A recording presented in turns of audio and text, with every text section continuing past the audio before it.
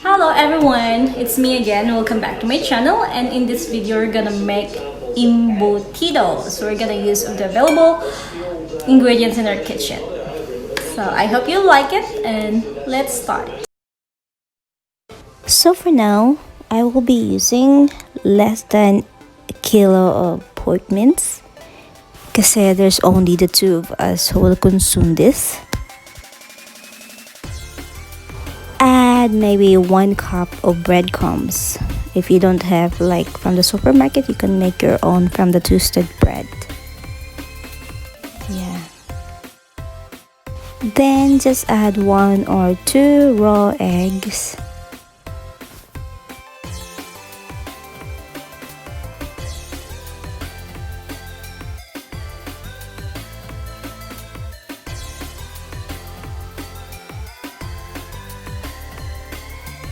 At paghaluin mabuti.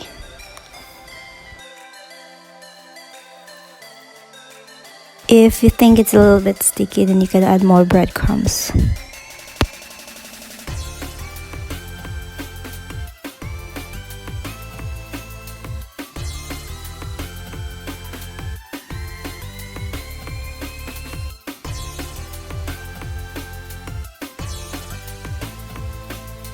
Then add minced carrots. Ito yung blended ko na carrots. Maybe around 1/2 cup, or if you want more, you can add all.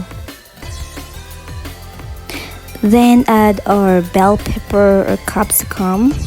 Actually, it's green and red, but I only have red, so I only use it. Blended ko lang siya. And then our sweet pickle relish.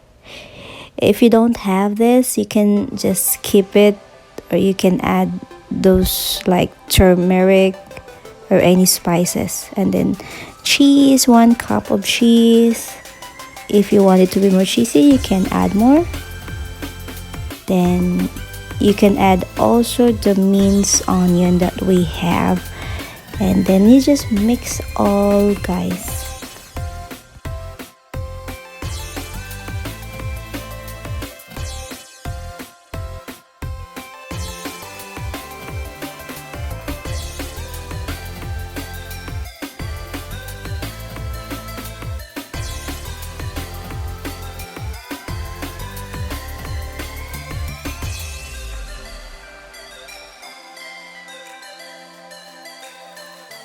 Now let's start to add 1/2 cup or 1/4 cup of tomato sauce.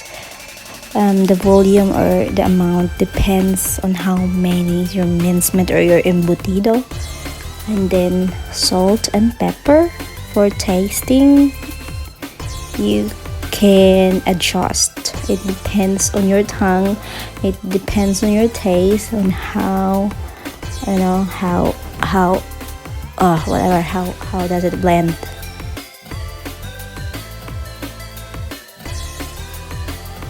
And as usual, may halo-halo or mixed or ingredients store. Lahat ng hinalo natin dapat mag-mix siya well. And then you can adjust the taste. You can add more salt or pepper. It depends on you. And kailangan natin siyang paghaluin ng maayos para hindi iba yung taste ng ating embutido later. Dagdag kalaman, ang embutido ay isang original cuisine ng Iberia na kung saan nakita din sa Spanish and Portugal, na kung saan later on inadapt ng Filipino cuisine kasi nga naging na-colonize tayo ng taga-Espanya. Now for the wrapping, we will use foil. Yan. And then we will just flatten our meat there kasi may ilalagay pa tayo sa gitna.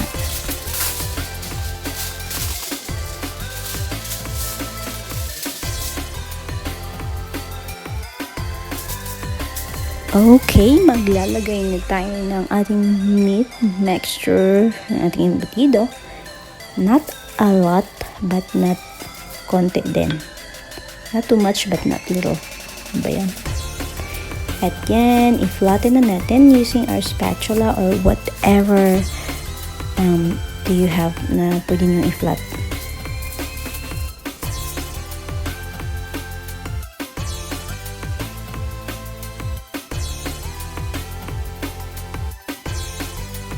And then you can add now the sausage or the hot dog and the boiled egg that we cut in the middle, and then i-roll natin siya, and then we will cover it tightly using the foil.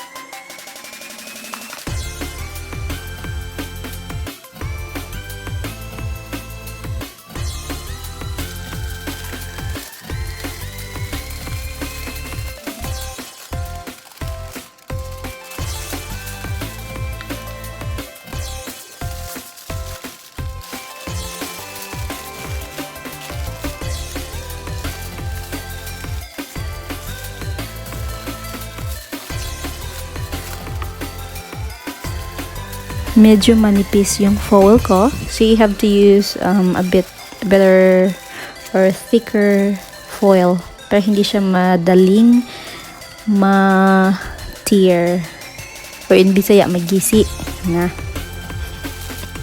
Then just tighten the both edge, or yung gawin niyo siya parang candy, or if may itatali kayo then better.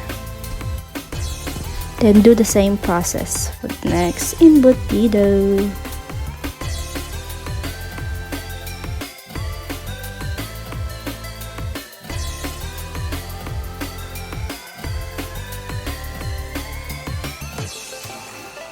And then, napakuluan ko na yung steamer natin. So, after na mabalot na natin lahat ng embutido, then we will steam them for around 1 hour. Or until our embutido is finally cooked.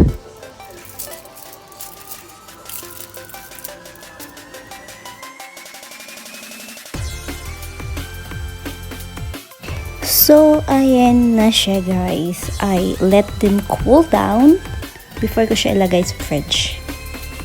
And then, yan. Luto na ang ating embutido. You can put it in the fridge or you can serve it all right away. Another thing is after you steam it and after you fridge it or chill it, you can fry them for the next day consumption or whatever you want with your embutido. And I hope you guys like my video of embutido, and I hope you click like and subscribe the button and click the bell as well. Thank you for watching everyone. Much love and God bless.